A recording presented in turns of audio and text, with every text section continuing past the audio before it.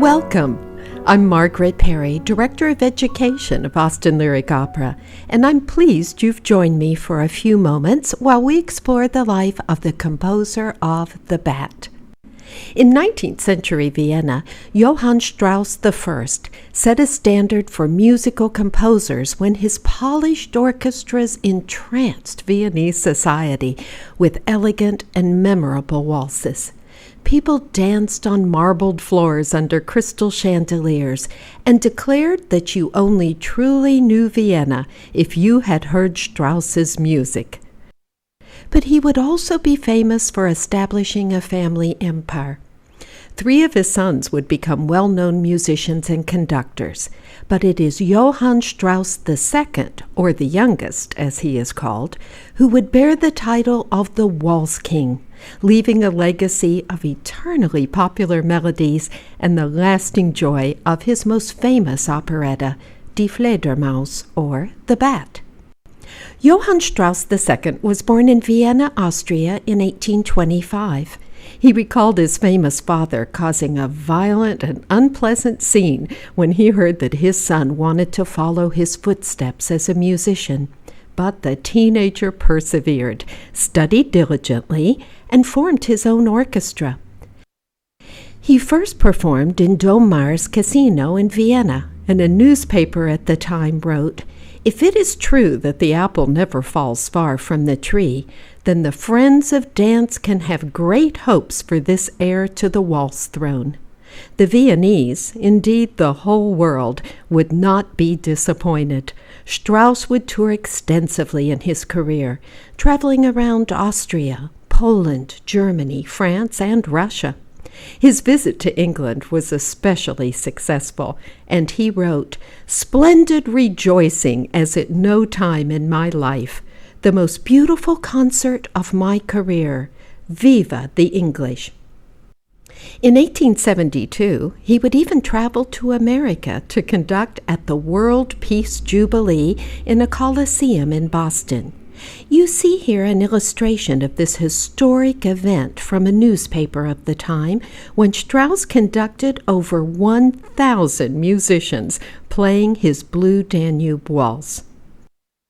Besides elevating the waltz to a refined art form, Strauss also gave us more than 40 marches, 16 operettas, and 28 polkas that inspired, as we see in this picture, a great deal of enthusiastic dancing.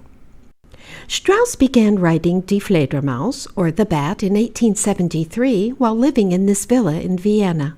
The inspiration came quickly to him, and he says he had most of it composed in what he described as 42 days and nights. After the premiere on Easter Sunday in 1874, the press wrote, "Almost every number set the audience's hands in motion, and after the end of each act, Strauss could not leave the conductor's podium fast enough in order to thank the friendly audience from the stage."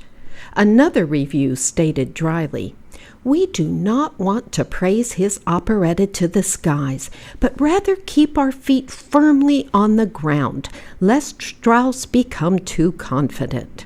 I have no doubt that Johann Strauss would be pleased to see The Bat come to life on the stage of the Long Center with Austin Lyric Opera's uniquely Austin production that will keep all the comic effervescence paired with those lushly beautiful waltzes. Strauss was married 3 times. Hetty Treffs was a well-known mezzo-soprano, 7 years his senior, who became his devoted advisor, organizer, and music copyist. Her personal wealth assured Strauss's financial future. When she died of a heart attack, sadly, in 1878, Strauss told friends he simply couldn't face life alone. And just 7 weeks after her death, he married actress Lili Dittrich. When this marriage failed and the Roman Catholic Church would not grant him a divorce, Strauss dramatically changed both his religion and his nationality. He found emotional support and comfort with his beloved third wife, Adela, seen here along with her daughter, and he composed some of his finest music during their happy years together. Strauss was admired by many prominent musicians of his era. He's seen here with Johannes Brahms, a dear personal friend and enthusiastic supporter of his musical work. Even Richard Wagner had a special fondness for a few of Strauss's waltzes. Richard Strauss, composer of Salome, Elektra, and major orchestral works, referred to Johann Strauss as the laughing genius of Vienna.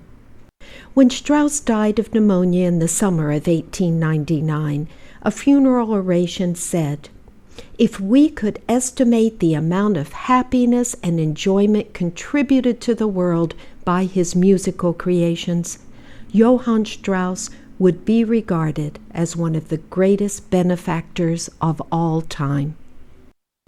Thank you for joining me, and we look forward to seeing you at Austin Lyric Opera's production of The Bat.